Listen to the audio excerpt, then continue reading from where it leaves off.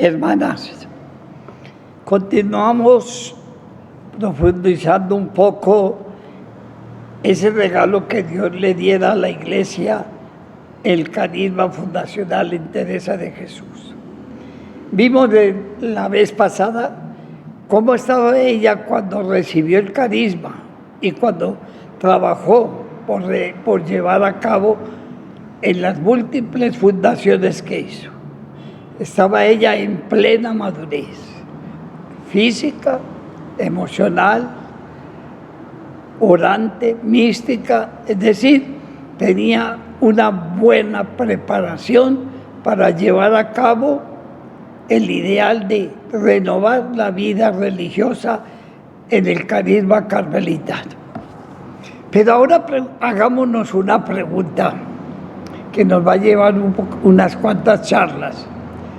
Si era necesario ese carisma, si era necesario todo ese esfuerzo de ella, la Iglesia sí estaba tan necesitada para enriquecerla con el carisma fundacional teresiano. La orden carmelitana en España y en el mundo sí necesitaba una reforma, una nueva forma creativa de vivir la vida religiosa.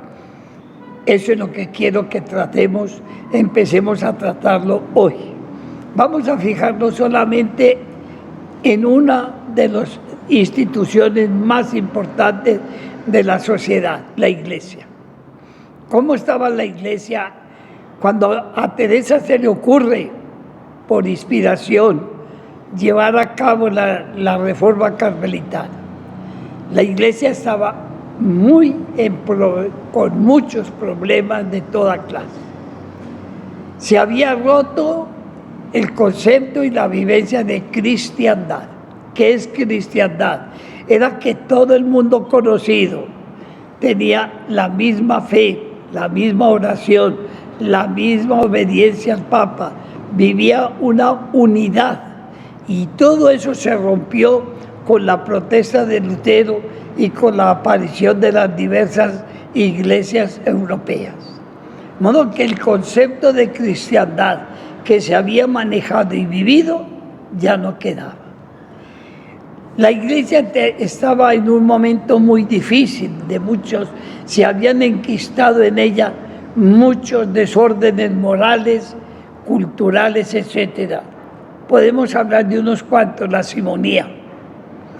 La venta de lo religioso se había hecho común, no solamente en indulgencias, sino en muchas cosas se manejaba una simonía que le quitaba toda la fuerza a la Iglesia. La corrupción. Hoy hablamos mucho de corrupción. El momento en que Teresa funda, la Iglesia tenía una gran corrupción desde lo más alto del pontificado hasta el más último de los fieles.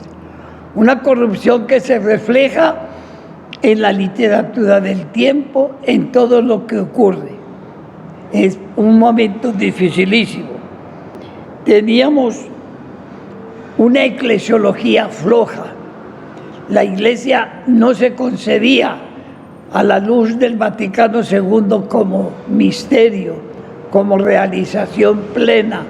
La Iglesia era más que todo una congregación de creyentes, pero no tenía la fuerza que tiene hoy, gracias a Dios, una eclesiología rica, profunda. Teníamos también los nacionalismos. La Iglesia era manejada por los gobiernos. Caso típico, Felipe II.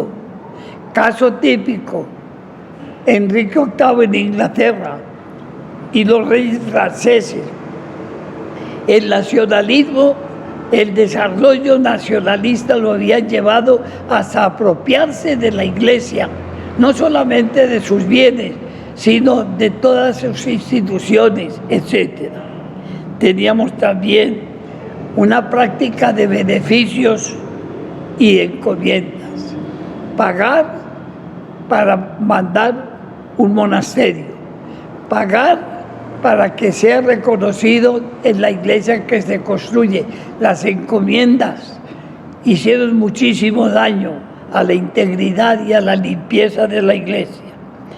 Tenemos también la falta de disciplina, una disciplina regular para la ética y moral de los fieles, para la vida de los sacerdotes, para la vida de los religiosos. Se había aflojado en los conceptos de ética y de moral, y no digamos de espiritualidad. Y teníamos un clero muy pobre, no había seminarios. Los sacerdotes, los jóvenes se formaban, cabe un sacerdote que los recibía y les iba dando lo que pudiera, pero una formación seria, bíblica, teológica, histórica, no la tenía la iglesia en el momento en que Teresa le va a dar la riqueza de su carisma. Teníamos también una teología que muchas veces se había convertido en política. Cuando la mística no se realiza, se vuelve mística. Por eso hay tantos movimientos que han llevado dentro de la iglesia la ruina, la muerte. En tiempos de la Santa, muchos de los movimientos teológicos se convirtieron en movimientos políticos y llevó a todas las guerras de religión que vivíamos.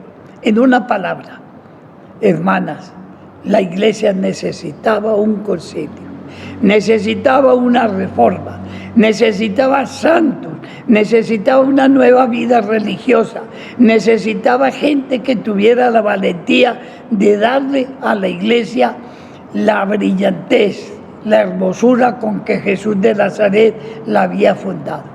Por eso la primera respuesta a la primera pregunta que nos hacemos, la iglesia de Teresa necesitaba una reforma, sí. Una reforma de la vida religiosa, sí. Y una reforma de la vida carmelitana también. Lo iremos viendo más tarde en otras charlas que nos ayudan a valorar la presencia, la figura, el trabajo de Teresa de Jesús. Un saludo para todas las comunidades y que el Señor las acompañe en estos momentos difíciles. Es lo que debemos rogarle al Señor todos los días.